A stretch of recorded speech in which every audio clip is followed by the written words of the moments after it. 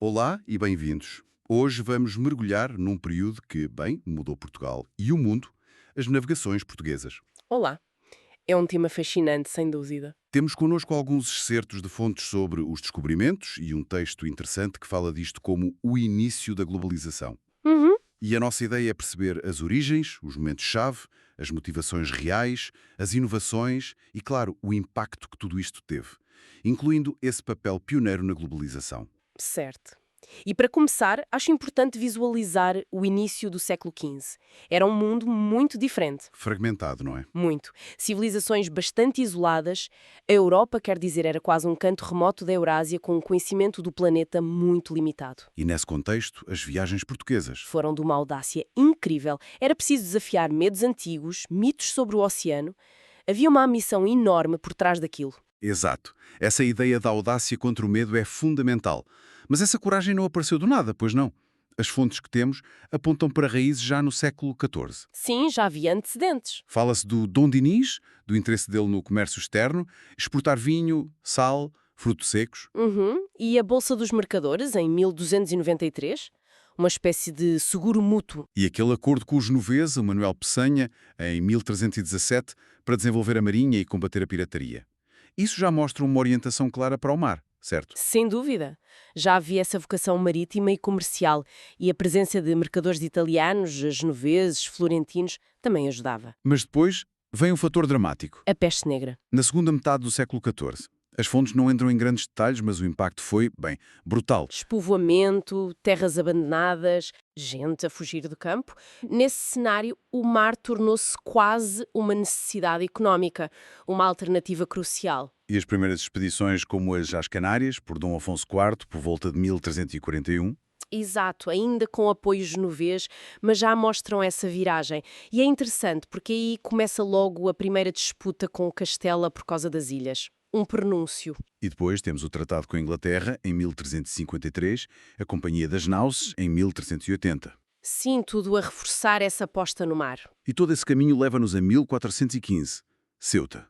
Ceuta é o marco consensual, sim, o pontapé de saída oficial da expansão. E aí entram em cena figuras como Dom João I, os infantes Dom Duarte, Dom Pedro e, claro, o infante Dom Henrique. Exatamente. Mas é muito importante perceber que as motivações por trás disto tudo são um emaranhado. Não é uma coisa só. De todo. E vão mudando ao longo do tempo. As fontes mais antigas, tipo o Zurara, de quem temos aqui certos, dão muito peso à religião, não é? Sim, bastante. Quase como uma continuação da Reconquista, o espírito de cruzada, levar o cristianismo, combater o poder muçulmano no Norte da África. A ideia de servir a Deus está muito presente na narrativa da época. E isto tinha o selo do Papa, certo? As bulas papais, como a Dom Diversas de 1452 ou a Romanus Pontifex de 1455, aquilo era basicamente uma luz verde para conquistar, comercializar e até escravizar não cristãos. Essencialmente, sim. E é uma ótima pergunta essa do peso do Papa. Porque hoje parece estranho, mas na altura, Na altura, numa Europa muito fragmentada politicamente, a autoridade do Papa era imensa. Tinha um peso jurídico e moral quase universal no mundo cristão. Uma bula era uma legitimação internacional. uma espécie de carimbo divino e legal. Exato. Crucial para justificar as ações do reino e muito importante para afastar a concorrência de outras potências cristãs como Castela. Era uma ferramenta diplomática e ideológica fortíssima. Percebo. A religião como justificação, então. Mas as fontes também falam de outras coisas. Economia, estratégia. Claro, e o fascinante é ver como tudo se mistura. A religião dava à ideologia o enquadramento mental. Mas Ceuta, por exemplo, Dava acesso direto aqui. trigo, Trigo do Magrebe, sim. mas também ao ouro e aos escravos que vinham pelas rotas do Sara. E um ponto que os textos sublinham: a queda de Constantinopla em 1453. Isso foi um choque. Um choque enorme. Bloqueou as rotas tradicionais das especiarias e da seda pelo Mediterrâneo. De repente, encontrar uma rota marítima alternativa por África tornou-se urgente, economicamente urgente. E a estratégia? Ceuta controlava o Estreito de Gibraltar. Vital para o comércio e para combater a pirataria moura que atacava as costas portuguesas. Era uma base naval estratégica. O próprio Zurara resume as motivações do infante Dom Henrique em 5 pontos, não é? Sem, segundo ele, Curiosidade científica, saber o que havia além do bujador, lucro, trazer mercadorias, informação militar, avaliar o poder muçulmano, diplomacia, encontrar aliados cristãos, como o Preste João, e, claro, a expansão religiosa, converter pagãos. É uma mistura complexa e parece que com o tempo o interesse comercial ganhou ainda mais força. Sem dúvida. Especialmente quando Dom Afonso V e depois Dom João II.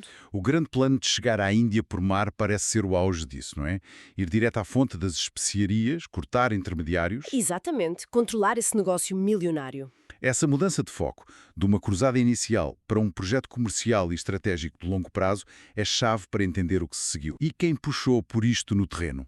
O infante Dom Henrique é a figura central nas fontes. Sim, o grande impulsionador, a partir de Lagos, depois Sagres, a ideia da escola com especialistas, Cartógrafos, astrónomos, pilotos. mesmo que haja debate sobre a natureza dessa escola. Sim, o debate existe, mas o papel dele como dinamizador é inegável. E não estava sozinho. O irmão regente, Dom Pedro, também foi importante, e o sobrinho, Dom Fernando. E foi nessa altura que se deu o redescobrimento e a colonização da Madeira e Porto Santo. 1418 e o 19, por Zarco e Tristão Vaz Teixeira. E depois os Açores, a partir de 1427, com Diogo de Silves. Essas ilhas desabitadas foram cruciais, imagino. Absolutamente. Foram como laboratórios.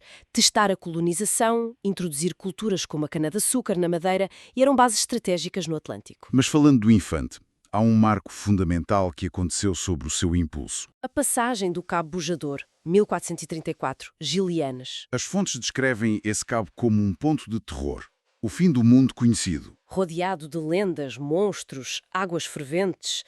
Superar essa barreira mental, provar que era possível ir mais a sul e voltar, foi talvez tão importante como qualquer descoberta. Foi quebrar a barreira do medo, como sugere um dos textos. Exato. Abriu o caminho para explorar a costa africana a sério, Angra de Ruivos, Rio de Ouro. E, de certa forma, foi um passo inicial para essa globalização, para essa quebra contínua de limites. É impressionante pensar nesse medo. E para navegar nessas águas desconhecidas, era preciso tecnologia. A caravela surge muito nas fontes. A caravela foi a ferramenta certa para aquela fase. Pequena, ágil. Mas a grande vantagem eram as velas, certo? As velas latinas, triangulares, ao contrário das quadradas, ótimas com vento a favor, as latinas permitiam bulinar. Navegar em zigue-zague contra o vento. Isso.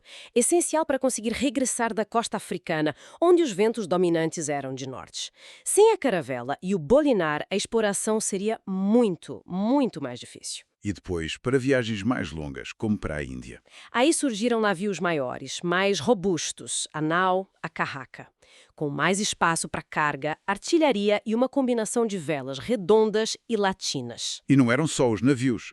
A própria navegação mudou, de costeira para astronómica. Foi uma revolução silenciosa, mas decisiva. Em vez de seguirem a costa, passaram a usar os astros para saber onde estavam em alto mar. Com que instrumentos? Adaptaram e aperfeiçoaram instrumentos como o astrolábio e o quadrante.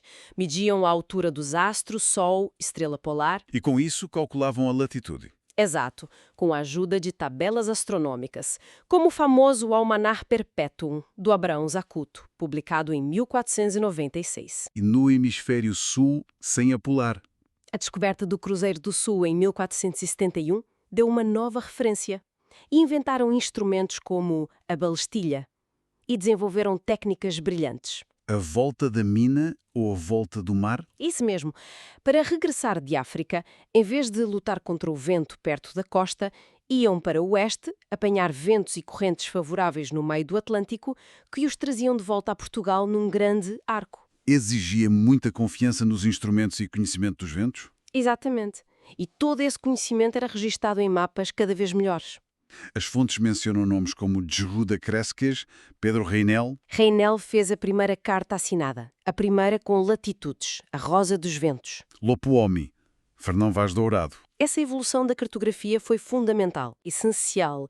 Cada viagem corrigia erros, acrescentava informação. Foi este pacote tecnológico, navios, instrumentos, tabelas, técnicas, mapas, que permitiu a expansão. Voltando um pouco atrás, Depois da derrota em Tânger, em 1437, o foco vira-se ainda mais para sul, Sim, as viagens de Nuno Tristão ao Cabo Branco e Antão Gonçalves. que em 1441 trouxe os primeiros africanos capturados para Portugal. Sim, e em 1444 começa a venda pública de escravos em Lagos. O cronista Tesourara descreve isso.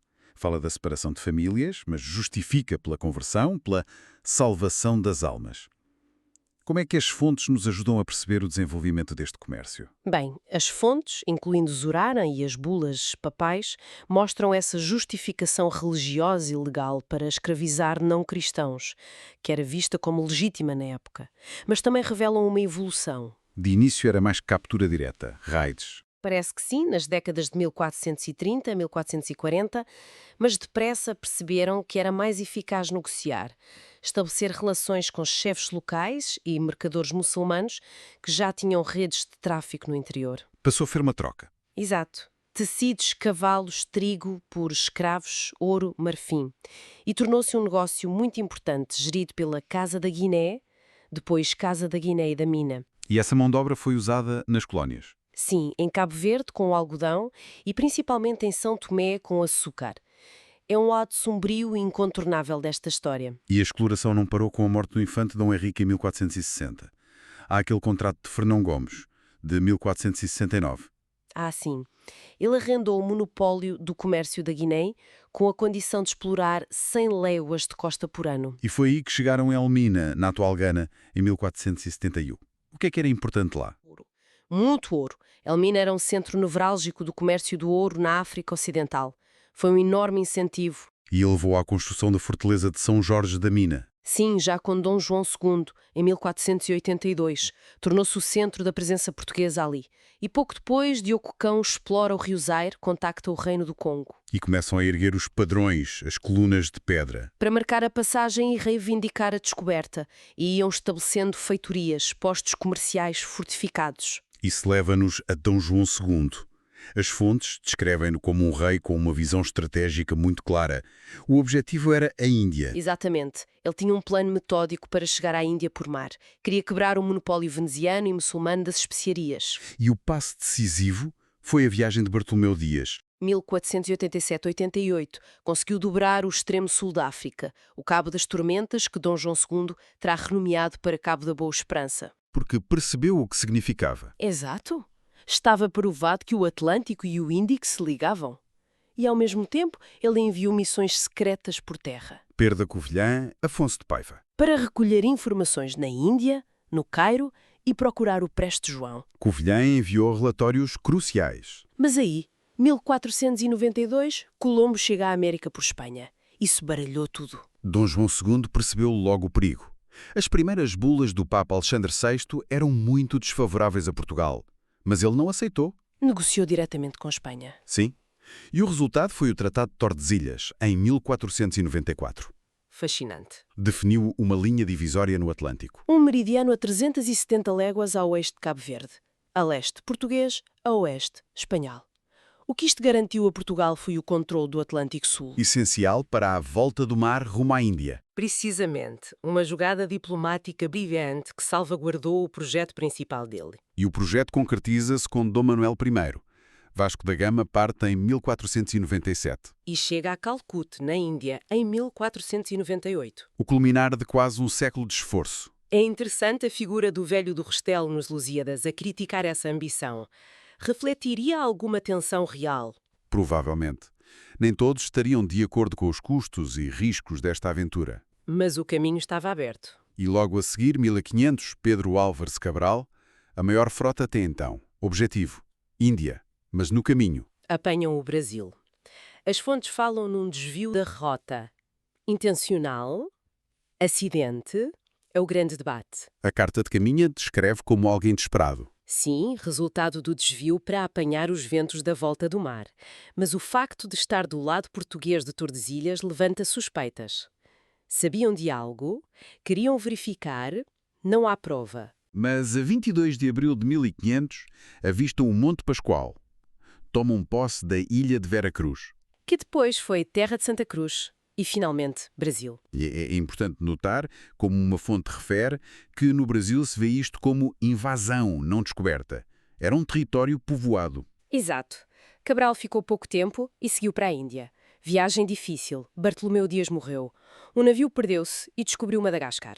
E na Índia, problemas em Calcute, mas estabelece a primeira feitoria em Cochin. A viagem de Cabral simboliza bem essa dupla frente, Atlântico e Índico. E a expansão na Ásia depois disso foi incrivelmente rápida. Alfonso de Albuquerque destaca-se. Albuquerque foi o arquiteto do Império no Oriente, um estratega implacável. Percebeu que era preciso dominar pontos-chave. Goa, Hormuz, Malaca. Goa 1510, capital. Hormuz 1515, controle do Golfo Pérsico. Malaca 1511, o grande interposto para o Mar da China. E a partir daí, Chegaram às Ilhas das Especiarias, as Molucas, em 1512, à China em 1513 com Jorge Álvares, que levou depois a Macau, e ao Japão em 1543. Francisco Zeimoto e outros, iniciando o período Nanban e introduzindo as armas de fogo. Que tiveram um impacto enorme nas guerras civis japonesas. O ritmo foi estonteante. Em poucas décadas, uma rede global.